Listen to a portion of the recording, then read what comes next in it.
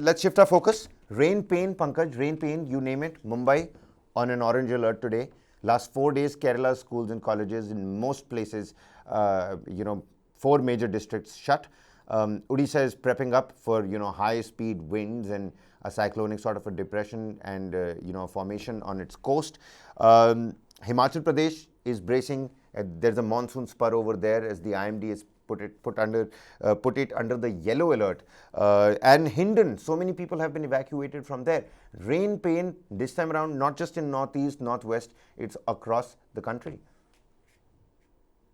Yes, Kabir, I think not many parts of the country are there as of now. These are visuals of Chamoli, Pankaj, for your perusal and for the viewers as well. Visuals from Chamoli. Look at this. I mean, seems like a major road because it has enough space to cater to 2 big buses, but it's completely gone.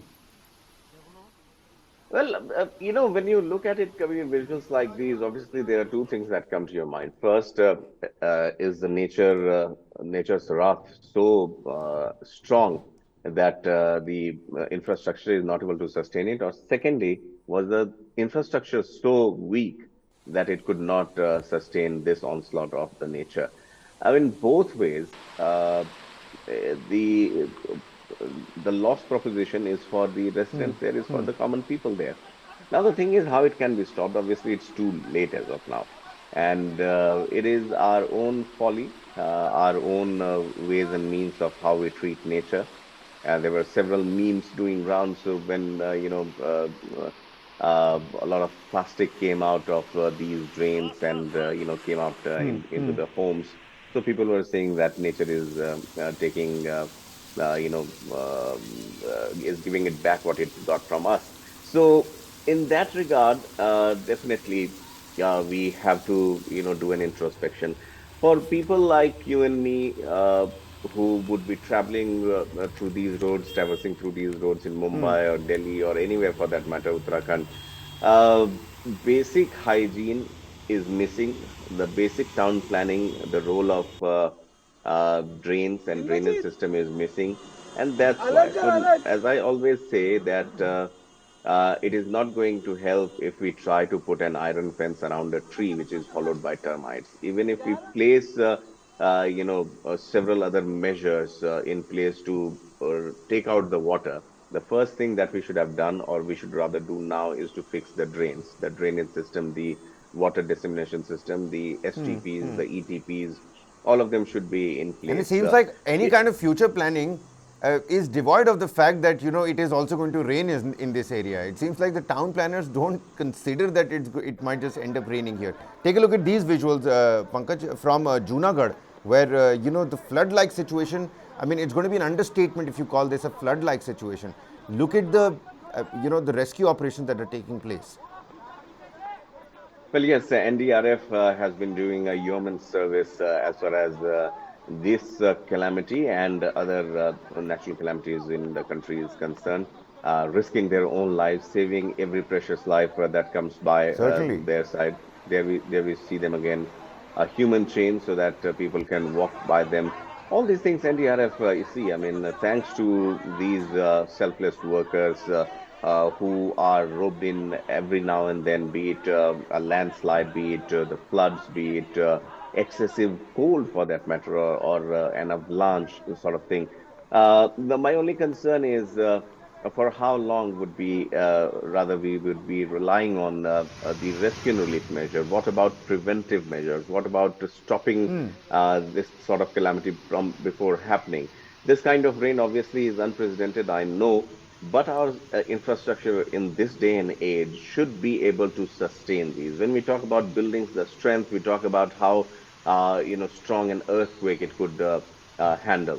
So we Right. should be at least trying to Pankaj, touch a these are threshold. shots from Telangana, where it's going to rain for the next 3 days, according to the IMD. The weather department sounded a red alert yesterday, predicting extremely heavy rain for certain parts of the state early in the morning. And on the 25th of July, which is today, ever since morning it has been raining there, and it is going to continue to rain there for the next 3 days. I mean, in Hyderabad, life is certainly going to come to a complete standstill. Yes, Telangana, Kerala, Tamil Nadu, Karnataka, all these four big states down south, they have rain pain as of now coming, heavy rainfall in north of Kerala, Prices of holidays in vegetables, four price of districts. vegetables as well. We've got shots from Kottayam as well. We'll play those shots right now. Visuals from Munnar. I mean, that flower looked really beautiful, but the way the rain is lashing down on Kerala over the last couple of days, also something that is not new for Keralites, but people from Kerala are also worried about the situation. Trees are getting uprooted. We've already seen the kind of death toll these states down south have faced over the last couple of years. But Pankaj, shift your focus towards Hindon as well. 201-meter mark has been crossed in Hindon. 500 people living on the floodplains have been displaced. An ordeal about two teenagers who were evacuated from flooded village returned home to collect their stuff and then they drowned. This is Kareda, and it's one of the worst affected villages in Ghaziabad, the entire Hindon area specifically. Right. Hindon obviously is one river which crisscrosses both Uttar Pradesh to a certain extent to Delhi. The tributaries would come to Delhi also, finally merging into the Yamuna. Hindon also, for the benefit of our viewers, Kabir, let me tell, when you mention Ghaziabad, obviously, Hindon, there is an air base also, which is Right. named after this particular river only. So Hindon basically crosses the outskirts of Delhi and stays in Uttar Pradesh, and the water level there has also increased, and because of that, the again those living in the catchment area have got water. This kind of situation is there. What we are showing right now, the water entering their homes. This was anticipated definitely, and the you would see the both the UP and the Delhi administration had made elaborate arrangements. Many people were shifted out of those places where there was a possibility of water rushing in. The few that were there obviously haven't been affected that much. The loss of life and property has not been reported. But yes, as far as the water is concerned, again, the same aspect comes here.